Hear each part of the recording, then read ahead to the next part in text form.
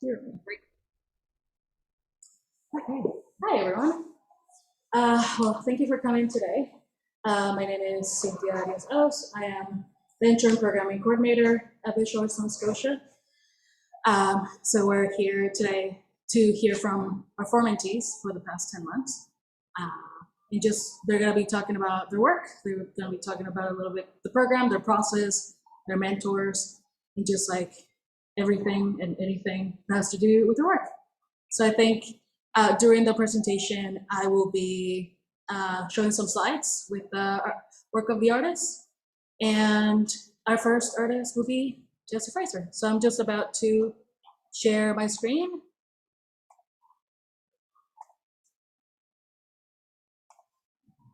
And we can go. Okay, I'm Jessie Fraser. I am a weaver and I am a settler who grew up in Calgary, Alberta, on the Treaty 7 territory and the Métis Nation 3 territory. Thanks everyone for coming out and giving us some attention and support or via online. So today I just wanted to kind of talk a bit about my early childhood and kind of the roots of where some of my practice comes from. So I lived in Calgary most of my life, but my mom grew up on a small farm in rural Saskatchewan.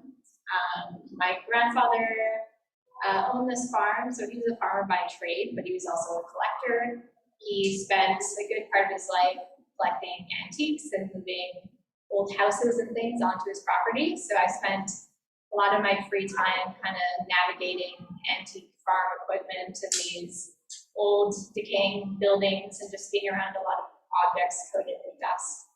So I kind of think that kind of solidified or made me seek out solace in the past. I kind of sought out and built up stories and narratives around these objects that are kind of left untouched. And it made me have this desire to kind of pay homage or respect and bring new light to these things that are often overlooked. So when I was at home, I spent kind of all of my time drawing or sewing. From a very early age, I liked to dress in all black. Nothing has changed. But it was really big in kind of the alternative music scene. So needless to say, I couldn't find any of the clothes I wanted to wear at local stores.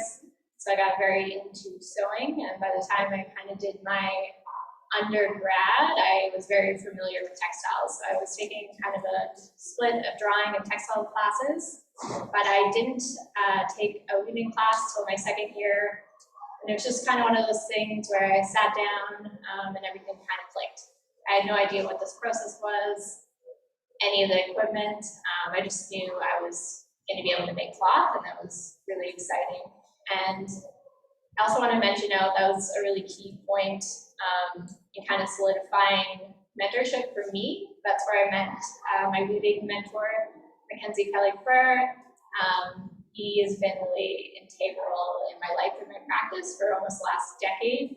So that was a big reason why I wanted to participate in this mentorship program, just because I saw how really important that is and how nice it is to have someone in your corner and to be around to support you.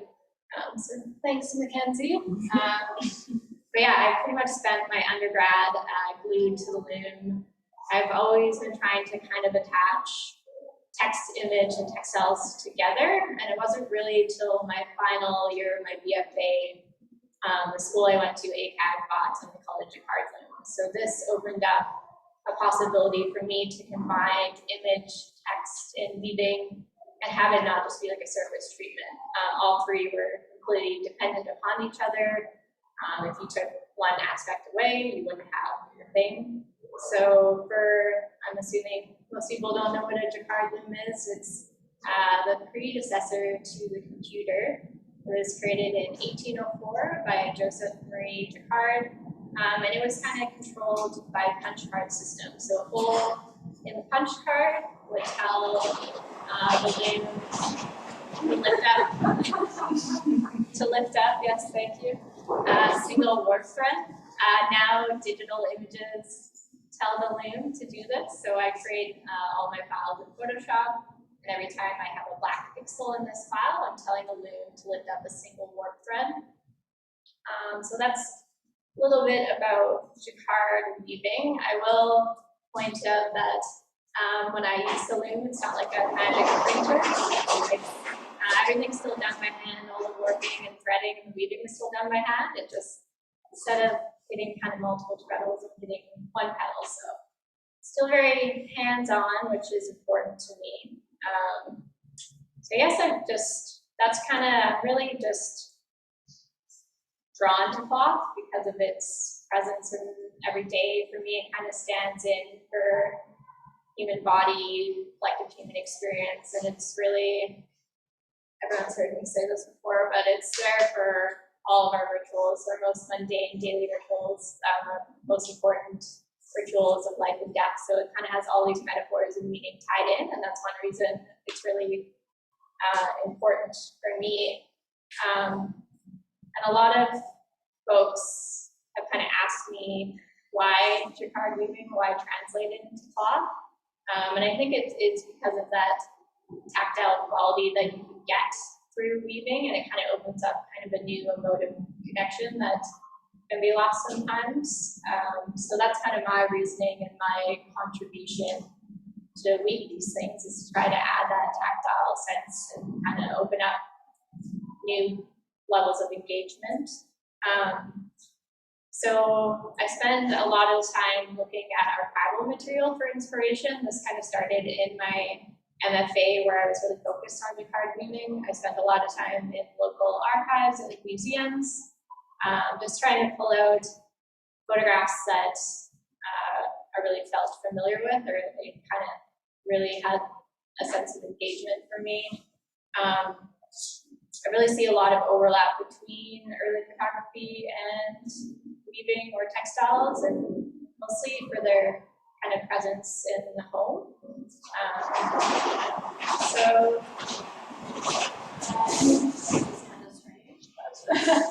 I'm going to talk about the four weavings, I guess, behind me a little bit here.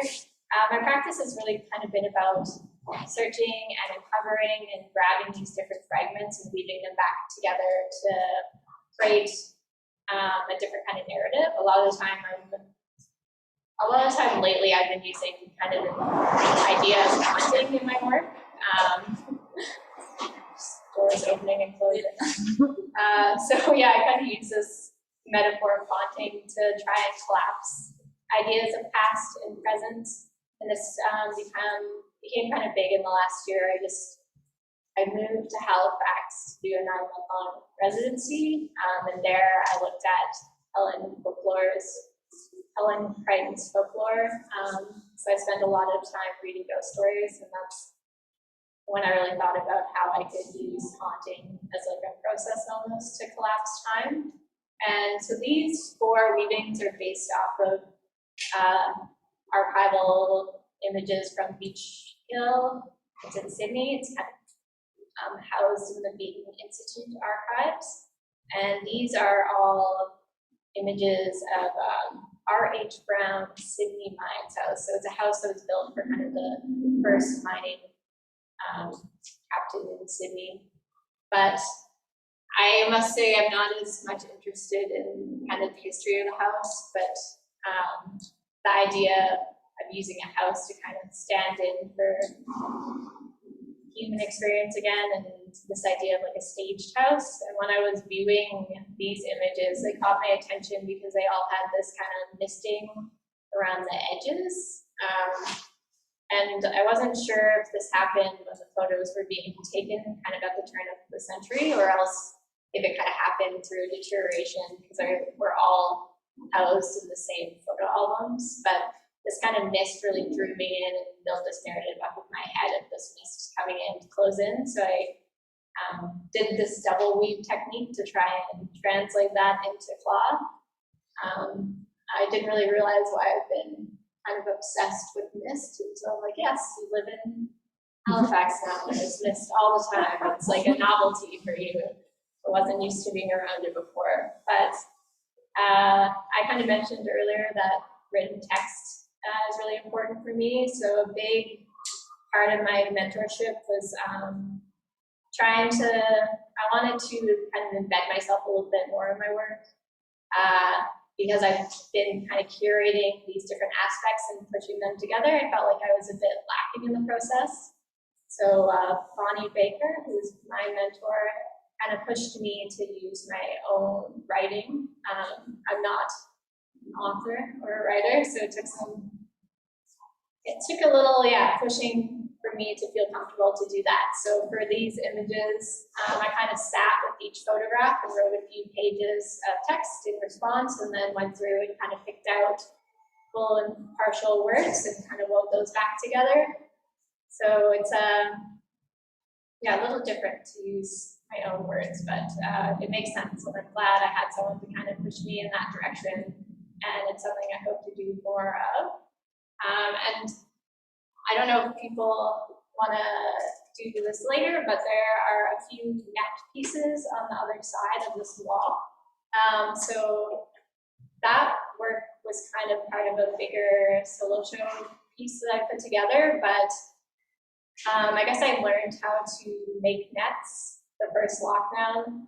I couldn't go to my studio like everyone else. I was stuck inside, and I figured I love thread, and I'm new to the East Coast. I should know how to make nets. So I just started making these huge nets, not really knowing what they would look like, but I had this image forming in my head of kind of arms supporting another figure, and this like draping that was happening in my head. So the installation on the other side of this wall is kind of me trying to convey that.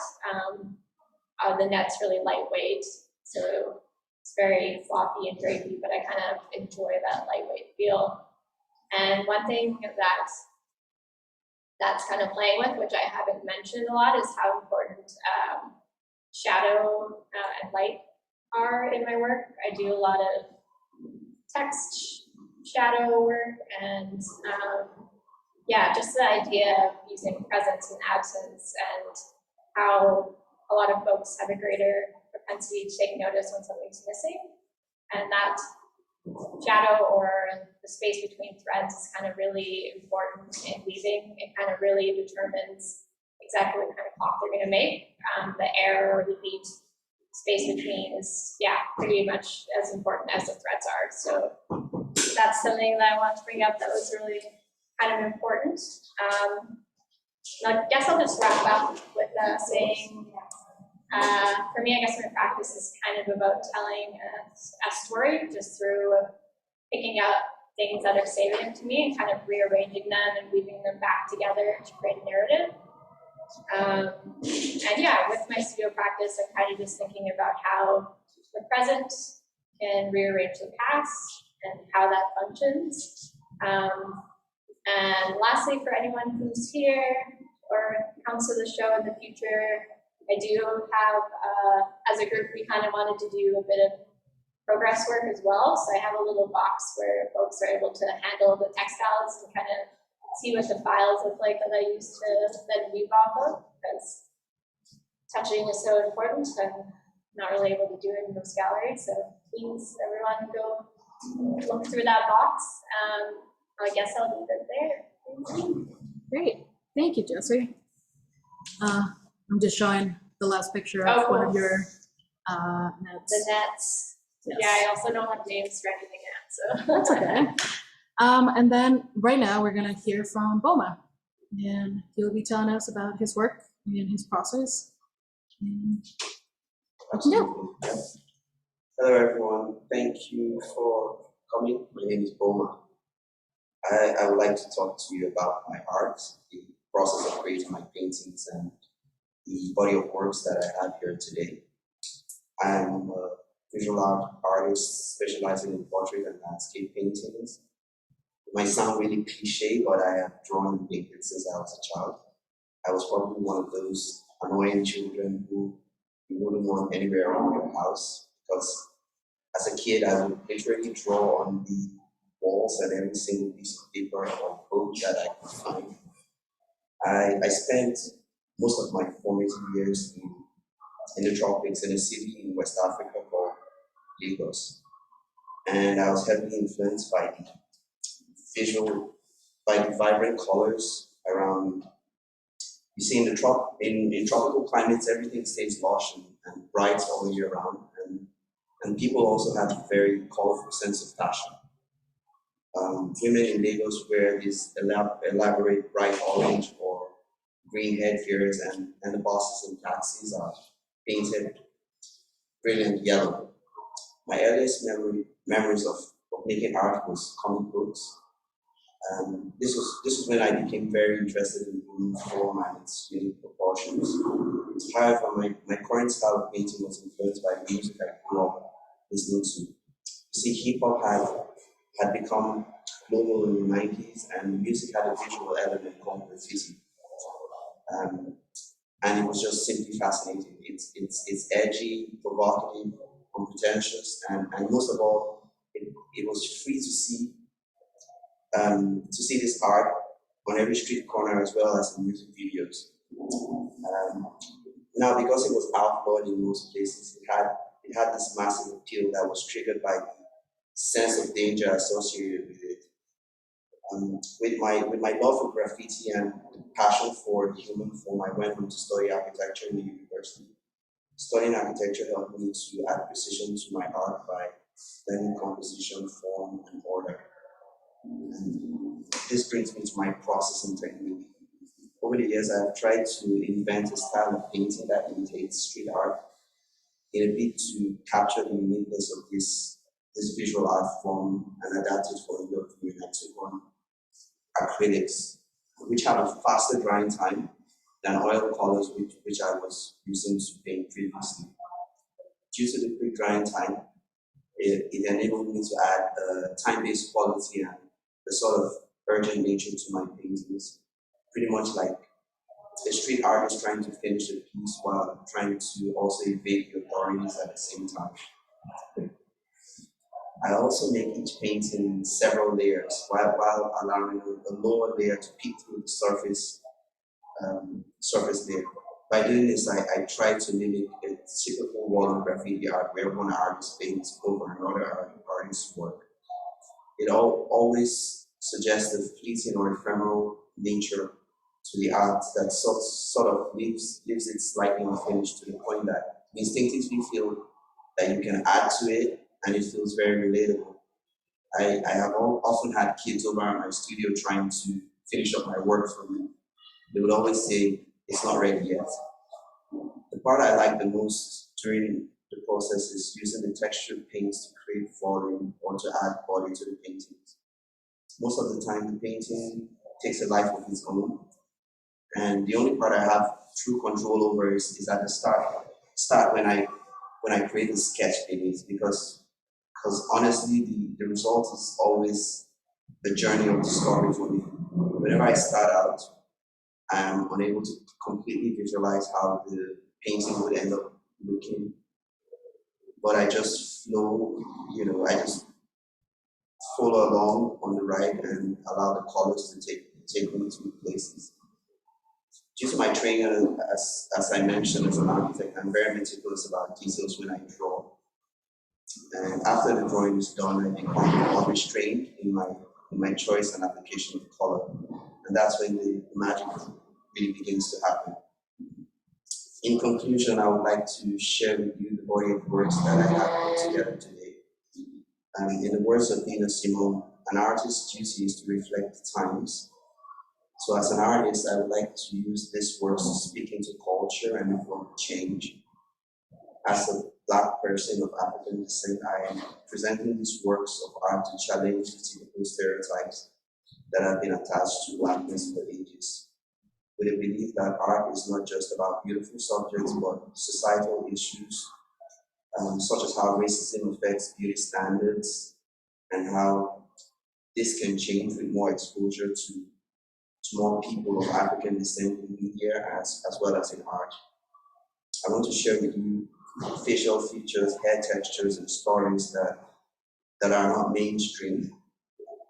So through these selected works, I try to examine important errors in the Black struggle for freedom, right from the anti-colonial struggle to the civil rights movement, to the Black Power movement, and all the way to the hip-hop movement, which in its early days became a voice against systemic injustices that plague Black communities.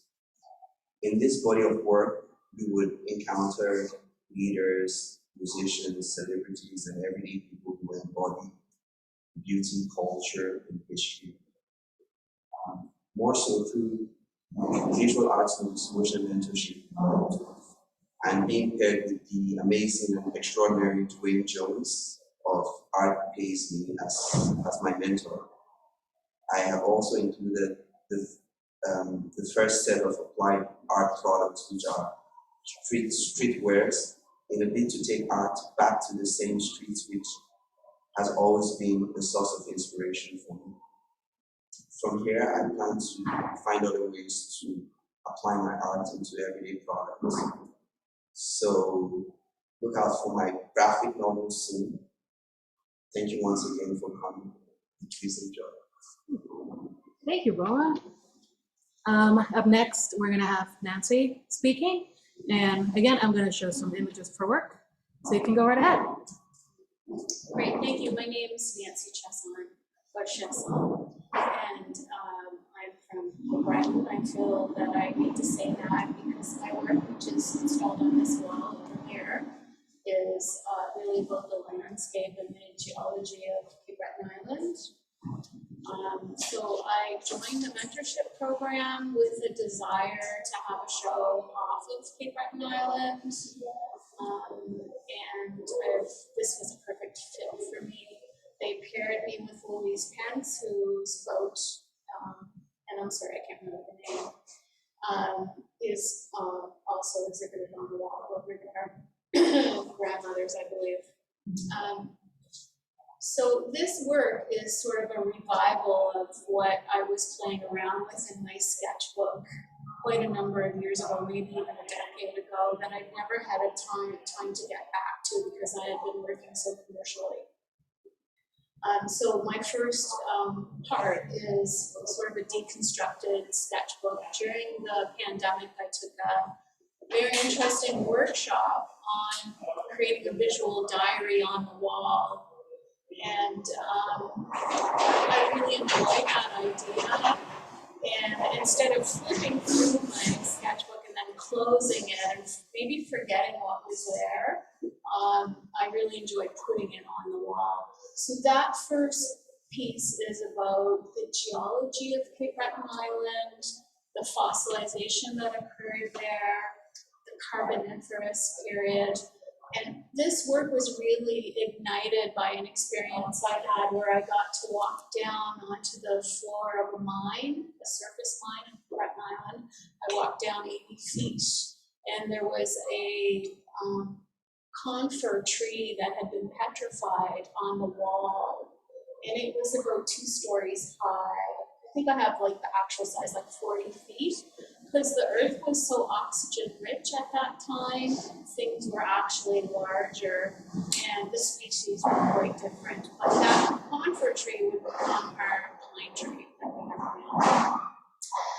And the backhoe that was tearing the coal from the mine just tore it down, and I was like, oh my gosh, that is like an amazing thing from the Carboniferous period. So that stuck with me, and I had been enjoying drives with my father since a very young age, just going and looking at things. The lighthouse here, the ferry terminal there, the radar base. We looked at everything. I'm sure he's just trying to get all the kids out of his mother and out of his wife's hair, but it was a very unique experience for me because I really started to have a love for industrial buildings, for things that had been abandoned in the industrial landscape. So I never really understood how I was going to communicate all these feelings and all these visions and all these ideas into play. And then when they paired me with Louise, and she taught me how to smoke fire pottery, that really clicked together.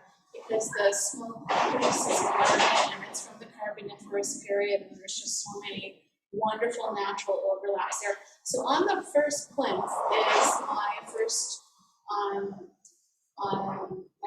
foray into smoking and creating some architectural pieces or trying to communicate to the public that experience of that wall. Like, how do I communicate that two-story wall to you, or that I saw a tree on it? So that's me trying to fumble through that. And then the next panel are test tiles. So the thing I love about what Louise taught me was not that I have to fire my clay twice, which is very typical to get a shiny, finished, functional piece. Instead, I fired it once and started to apply pigments, acrylics, inks. So that center panel is me playing around with that idea. And then we did smoke fire them. We put masking tape on different parts to resist the carbon from printing into the pieces. So, it's me, playing around with different architectural pieces, a cube, like a wall panel, and, sort of a mind wall. And then Louise's lovely pieces where she smoke fires. And I had already been going into that direction. Like, I was taking the clay and I was rubbing the glaze off to remove the shine, not knowing that I could just buy pigments and apply pigments to them and then seal the pigments with wax and not ever put them in the film again. So the last three pieces I have, they're maquettes. So a maquette is, where you make something small, with the hope of trying to figure out how to make it larger. And so this is called my geological forces study. And there is in science geological forces, and Cape Breton Island and the coal mining industry was really shaped by these geological forces. If they hadn't, when they were, the settlers were, when the French and the English were coming and sailing around Cape Breton Island and they saw the coal, that was the reason that, one of the reasons aside from fish that we are all there. So the process of erosion on the coastline of Cape Breton Island is really important, and what is above and below those coal seams is also interesting. So my first one is denudation. It's a female form. And denudation is just when the surface starts to fall away into the water, and so when we walked around the island, seeing a lot of that erosion happening. And then the second one is stridation, and that's a process. Gosh, I'm not sure if I'm going to get this right, but it's a process where the wind and the water has such a force on the rocks of the coastline that they start to stridate. And the last one is erosion. Again, it's a loose female form. So that was what I was making before I met Louise, and I can't wait to actually make those larger now and bring in the techniques that she taught me, and then also try to do some resist techniques in larger scales with the contour trees that would eventually become the modern pine tree. So that was all a very exciting process. I think that's finished. Great. Thank you, Nancy. And now we have our last mentee. So up next we have Jeighk. Hello, I'm Jeighk. My mentor was Jan Peacock for the program, and proxy mentor Steve Higgins. I have two pieces of work which are not in this space, they're outside. I have a 4-minute video that is somewhat a documentary style video set to music about my current project, which is a shadow show, which I will speak more about. And then I have a sculptural piece in the display window that it's like a paper sculptural piece. I don't know if everyone's seen it, but it's outside. So I'm going to reference them. I don't know if everyone has actually seen them, so just use your imagination, I guess, when imagining things. I'm a self-taught artist. I've been in the Halifax region for about 10 years. The mentorship program has been really great for me as someone who did not go to school for art.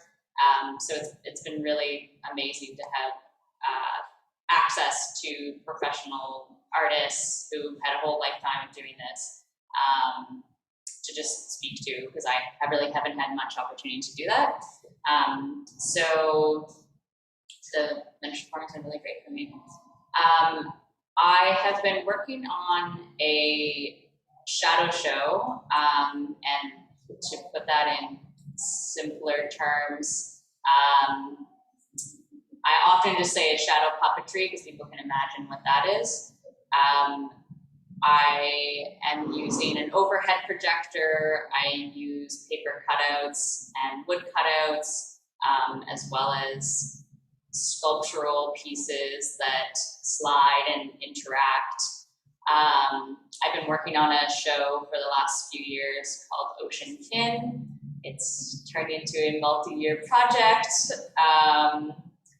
And this year, during the program, I've been working on a lot of the really technical elements of the work. So that's highlighted in the video. The video out there is not a video of the work itself, but more behind the scenes, emphasizing the analog nature of the work, and that everything that you would see moving on the screen is moving because there is a hand that is turning it or sliding it or wheeling it.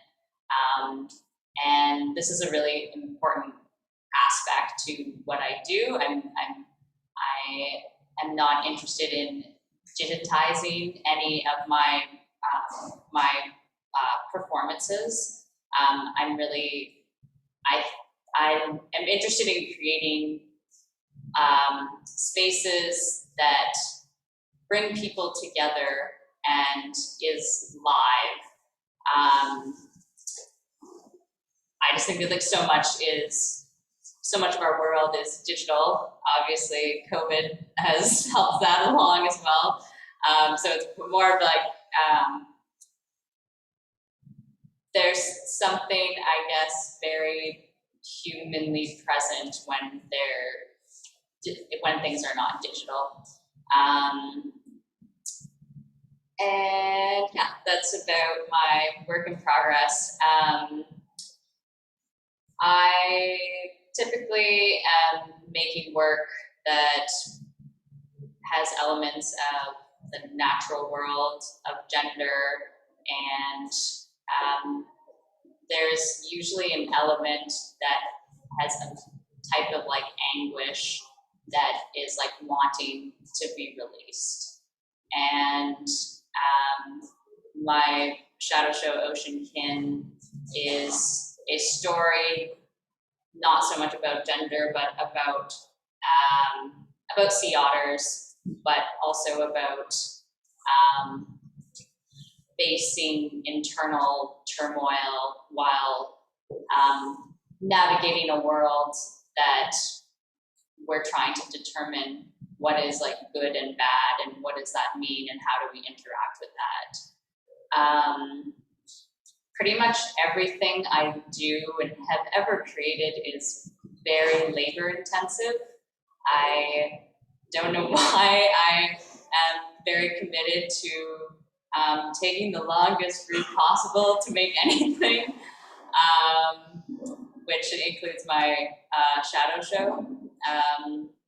And I was reflecting more on the fact that my work is always so heavy with labor, and my sculptural piece is also a demonstration of that.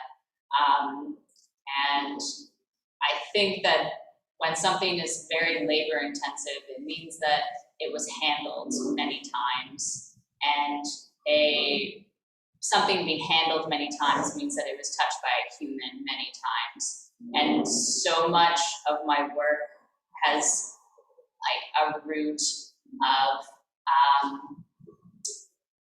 a longing or some sort of conflict or anguish around human connection.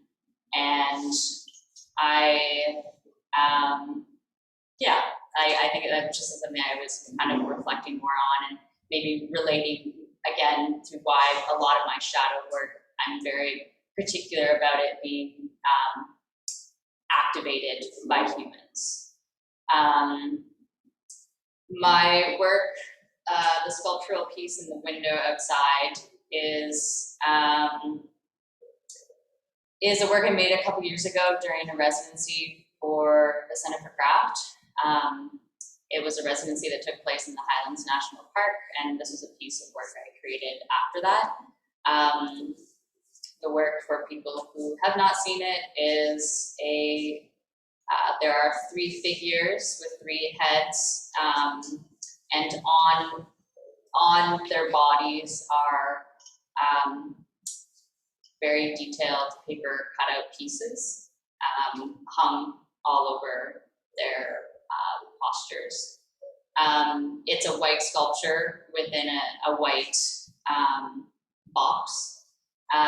The initial presentation of this piece has an element of a video projection on top of it, and the video projection has is a video loop of nature scenery. And when I was first creating this piece, the question that came to mind was, who are we when nature is our only witness? And so I wanted to create something where these bodies and these garments and whatever they were doing, they blended into their background. And when there was a nature projection on top of them, it was as if nature was watching these beings. In this iteration of the work of just being without a projection, and it doesn't play as much with a shadow element, it's been interesting for me to present it in a different way, because I have found that the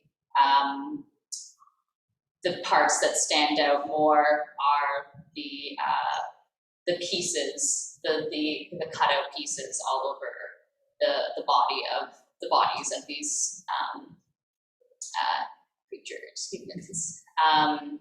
And in both pieces, like presentations of the work, I was thinking a lot about ideas of visibility and what it means to be seen, and how much the experience of exploring gender can sometimes be wrapped up in how we are perceived by other people. And sometimes, like, in that exploration period and incubation period of self-discovery, we need time that we are not seen. And so these figures, when you're walking by the window, you may not actually see them right away, and that obviously is intentional. And so, it's just playing with this idea of an exploration period of self-discovery, and a lot of gender, the experience of gender can be really exploring garments and how we wear something, where we wear something. Each paper cutout on these figures is specifically designed to not have a correct orientation of position or location on the body. Every time I set it up, there's a new combination of where these things are placed. The posture of the figures are presented in a way as if they're posing, and posing typically is wrapped up with ideas of wanting to, or maybe the purpose of it is to be seen. Those are just some elements with playing with times of wanting to be seen, times of not wanting to be seen while we have that period of exploration. And then it also plays with ideas of like when trans and non-binary people are not actually visible to the larger public. Yeah, I think I'm just going to wrap it up there, but those are some ideas I was having about this sculptural piece, and that's all I have to say about my work. Great, thank you, Jeighk. So now, the floor is open for questions. If anyone wants to ask something for our artist, right now is the time. And for people that are zooming in, you can write your questions in the chat and I can read them to the artist. Either way.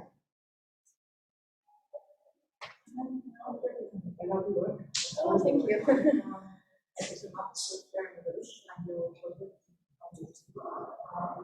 Sometimes you do this tutorial work with people, other times you do this credit time stuff with the rule every time, and then you can use this stuff. Yeah, it's How do you decide when to kind of get into yeah. I think it's more so I'm kind of split between two studio spaces. So it's basically when I have access to different kinds of lens almost. So yeah, a little bit of it is that, and also I just love weaving cloth. So sometimes I just want to weave like massive amounts of fabric and be like involved and there's also a lot I really want to make and continue to make bigger installation work. And there's kind of a lot of parameters with jacquard weaving for sizes sometimes. So it just kind of, I'm able to access this other area of thought or other idea and think more installation wise. But yeah, also again, just being cut between two different limbs, two different spaces, and working different other people's kind of time frames too. So does that kind of answer as well? Yeah. And I'll just mention for the other cloth that you're talking about, it's kind of like a discharge. It's woven with the polyester thread and the natural thread, and then I'm silk screening Devori paste. And when you heat that up, it burns away the natural fiber, so you're just left with the polyester fiber. So that's how I get those kind of shadow types there. Did somebody teach you that process? It's a process used in a lot of textiles, like you could go to Fabric Film, there's Devori printed velvets a lot. So it's very apparent in the world, but I kind of taught myself how to weave this cloth that uses both from trial and error. I did a lot of Devori printing where my textiles would just droop, and I was like, okay, well, how am I gonna make this hold its shape? So yeah, a little bit of both, a little bit of it's kind of out there in the world and trial and error. Does anyone have a question? I have a question about the sculpture. You said that the like wardrobes of them are very interchangeable, but like when you're creating it, is it very like drawn out beforehand, or are you just kind of like winging it and like just buy them with the paper, or are you like very specific about like how it's laid out before you start cutting it? When you say laid out, are you asking if I'm thinking about how it will look on the whole piece when I'm creating each piece? Yeah, and like drawing it specifically, or do you just sort of have like a vision and you just like go? Yeah, when I was making the pieces, I didn't actually have a specific idea. Like I had a vague idea that I would be putting pieces on the bodies, but I didn't have specific ideas of what those pieces were going to look like. And a lot of the time, yeah, it was just drawing and erasing, and yeah, there's a lot of It's very detailed. Yeah, yeah, it's pretty good. yeah. Thank you. Yes, I really like collecting garments myself, and I was yeah, maybe just trying to, I gathered a lot of inspiration from my own collection of garments, and then also combining that with like textures of nature. That's kind of how I started cutting out and drawing a lot of it. Well, clearly color is huge in all of your work, and what I'm struck by is the infusion of inside and outside, the identity of individuals and their cultural environment. Is that something that motivates your use of color? Because the color seems to sort of flow in and out of the individuals. Yes, absolutely. The environment does really influence the paintings. Half the time when I'm painting, I try to set myself in a tropical climate, like I mentioned, which is like being out there in the sun, or imagine even when it's winter time. I try to evoke that same feeling just to give me this sense of vibrancy and the lush colors of summertime or spring is, is the driving force behind creating these. But sometimes I try to also channel the individual and try to think about their moods or what they're going through at the time, whether for some of them who passed away, to embody their character and their nature. And then also while I'm doing that, I try to bring out the external elements of, like I had mentioned earlier, of graphics and style work or wall paintings with it. Stuff is being pulled out, like as you can see, like there's a whole lot of, even though there's lots of colors, but they're set up in layers. So it kind of seems like you're peeling away at different layers and you're seeing what's behind and what's above. Sometimes with doing that, you can throw out the color a lot better when you put them in layers. Like for instance, the red on that piece wouldn't be as vibrant if you didn't have like blues and blacks and stuff behind you throwing forward. I don't know if that's correctly answers your question. And then I did have a question, like how do you treat, like what's the layering process? Do you sketch first and graphite, or? Yes, I'm actually very meticulous about it. Yes, So you would sketch that? Yes, I would sketch out. I would try to get as much detail in by drawing. And I started off my career as a painter doing realism. So I'll get the realistic dimensions and proportions and everything right. And then at that stage, I can't totally visualize how the final piece would be until I start adding colors. And when I add the colors, I would sort of let them dry. And that's where the acrylic comes in, because it has a faster drying time. I could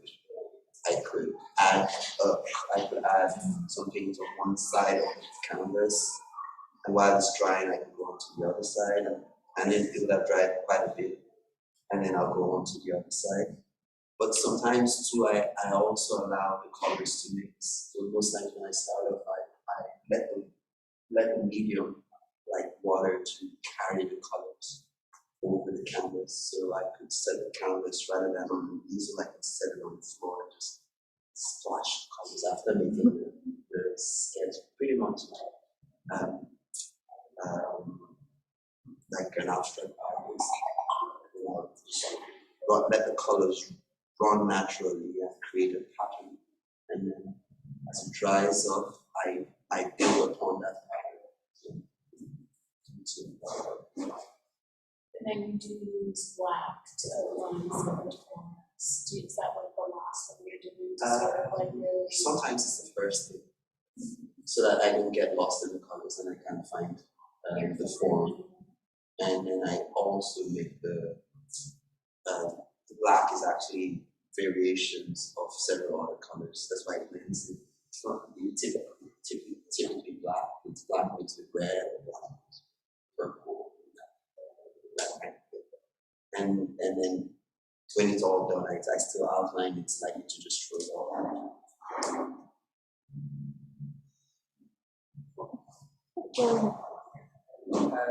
It's pets, and it's they're tiny, right? And something that's when you were speaking, there was just this sense of being in awe about really big things, both like physically big things and also the time. And I love that here and it's and you're talking about scaling up. So I'm wondering if you've been looking at about how when you scale up, you're gonna incorporate that sense if you were encountering something really big. Yeah, that's one great question. Thanks for reorganizing my brain in that way. It's challenging to scale up. I used to do small little abstract paper collages, tiny little meditations, and then when I tried to scale them up, they didn't work for me anymore. So my plan is to scale them up slowly, like maybe the next pieces will be 8 by 10. But you're right, communicating that feeling. When I work in collage, I play with perspective and scale, and I know that's not work that's here, but I do like to give you that idea of looking out at a coastline in the distance in a very small little space. So yeah, I do like that tension. Working large in ceramics is really expensive. Yeah. Once you fire that sucker up, and yeah, so I will scale them up slowly. Will they look the same? I do like the way that they look. I will use them as inspiration, but I don't think I'm going to try to make them, because that's like the first one is actually rock, shale, or rock from the beach that I've pressed into the form. And the last one was layers that I put on top of each other, that I rolled the clay out and I texturized it again with things from the beach. Mm-hmm. And then I started to tear it. So I try to let the clay, much the way that we would let nature sort of, if nature did that, I want to sort of communicate that as well. Nature helped me do this. So. Does anyone else? I'm sorry. Okay. What I get from what you just said, you were talking about your paper collages and all of that. What you said about making fragments of clay and pushing them together, I think that's the key to making them large. That it doesn't have to be a single piece that you got to find a monstrous kiln for. It could be these fragments that kind of coalesce, much the way that you talked about your little paper cutouts. I think you've got the key already. And thank you very much for saying that. Yeah. Well, that when Louise opened my brain to things that I didn't have to do, that were traditional ceramic roots that I was following, it just stopped me dead in my tracks, and then all other parts of my brain lit up because of that. And that's the same thing with that. Like, actually, I don't even have to fire them as one piece. I could have them as separate pieces and assemble them afterwards. And, thank you so much for saying that. Yeah, I was going to mention the same thing, that probably not have the same problem as trying to really properly without doing this. So I have to break it down into pieces. But it's been interesting, especially, actually it's been interesting about price, but not only that. So my point being, so the one where you want to actually something for to do some of the work that we've done, so we don't fire the opinion on one thing. I think you know it's more bigger pieces that are really honestly enormous. And it also be interesting to do that stylisation that we're talking about with layers. The idea that all of those comfortable with one pole would actually be flat enough. That one's yeah. It's like I gotta run up to my studio now. Does anyone else have any other questions? Yeah, sure. I'm curious about the text in your cards. How did you come by that text? How was that decision made?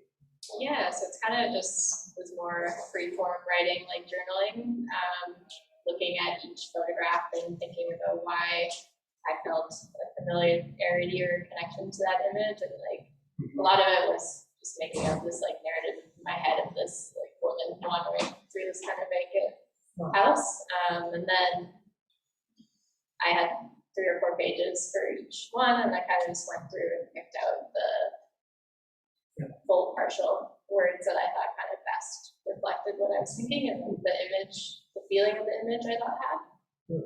The second part of this question is, why that font? Why that font? Yeah, so that font is it's from a typewriter font. So there's a lot of like going back and forth between old technologies and new technologies in my work. So yeah, I was going to use my own writing, but sometimes when I'm leaving, it's hard to know how legible something's going to be. Yeah. So I've done my own handwriting before, and a lot of the time it's really not very legible. And with the kind of mesh text, I thought it might disappear completely. So I kind of did the middle ground of typing things up on my typewriter and then putting them online and then going back to the real world. So there's a lot of back and forth between these different technologies. But yeah, a lot of it's just not knowing exactly sure how it's going to translate and how visible or it's going to look. Trial and error. Like the typewriters, it's Yeah. very nostalgic. That too, yeah. I love working with the typewriter. It's very meditative. Anybody else? I think it was 3:06, so our time is up. Thank you everyone for coming. Thank you for speaking to us and letting us know about your process. And that's it. Great. We did. Thank you.